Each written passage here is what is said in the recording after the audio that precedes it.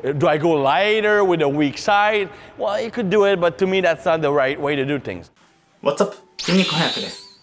さあ今日は体の左右差を修正する効果的な改善方法見ていきましょう。筋肉の左右差があると見ていて気になりますよね。僕も左右差改善に取り組んでいます。それをどうやって修正すべきか悩む人も多いと思います。今回はその修正の考え方と実践方法をクリスチャンさんが教えてくれています。どんな種目なのでしょうか。早速見ていきましょう。どうぞ。Another very popular questions I'm getting on forums and by email is how do I correct a weaker muscle that's weaker on one side? For example, my left bicep is weaker than my right. I can do 8 reps with 50 pounds and 6 reps with 50 pounds. What do I do to correct it? Do I do more sets? Well, first of all, train the weaker side first. I think that's obvious. Your nervous system is going to be fresher, so you have more energy, so you're going to be able to maybe do 1 more rep. Now, do you do more sets? No, because that will actually create more fatigue, might not be the right solution. Personally, I'm really simple in that regard. My goal is to do the same amount of work for both sides. So do I go lighter with a weak side? Well, you could do it, but to me that's not the right way to do things. The way I like to do things is either use a rest-pause method or use an isometric hold.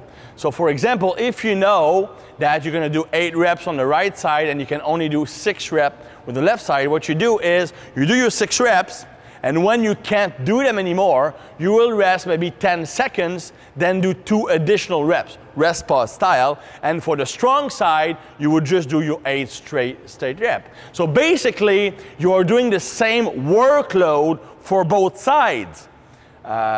When you're starting using that method, you might actually go against what I just said earlier. You might start with a strong side to establish a baseline. So let's say I'm getting 10 reps with 50. I know I have to get 10 reps with 50 on that side. Okay, I only get 7.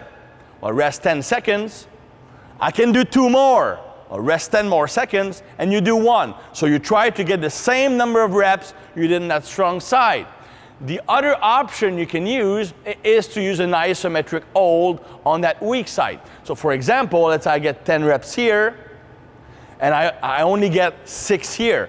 So let's say I only get 8. So we know that 2 reps is likely about 6 seconds. So I'm going to hold that mid-range position for 6 seconds, squeezing the muscle as hard as possible. So you still get roughly the same amount of workload. So let's count about 3 to 4 seconds per rep.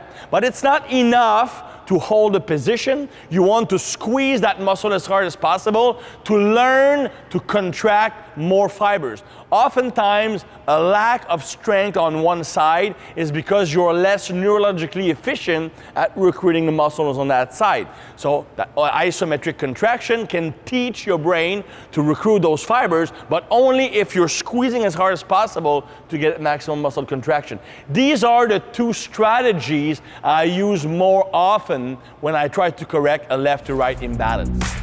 さあ、いかがでしたでしょうか。レストポーズ法、アイソメトリックホールド、これを行うとのことでした。基本的な考えとしては仕事量を同じにさせる、合計を同じにするということですね。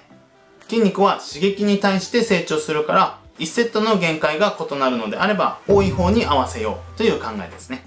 これによって弱い方をより強化することができますね。今回の場合は片手ずつ行える種目での紹介でした。おそらくバーベルなどセットで行える種目については安定性が左右違ったりするのであまり向いていないのかなと思います。みんなはどう感じますか？コメント欄で教えてください。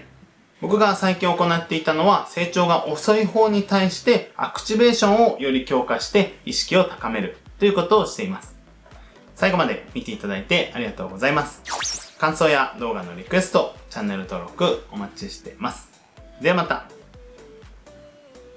I won't look back when you're around. I won't think twice when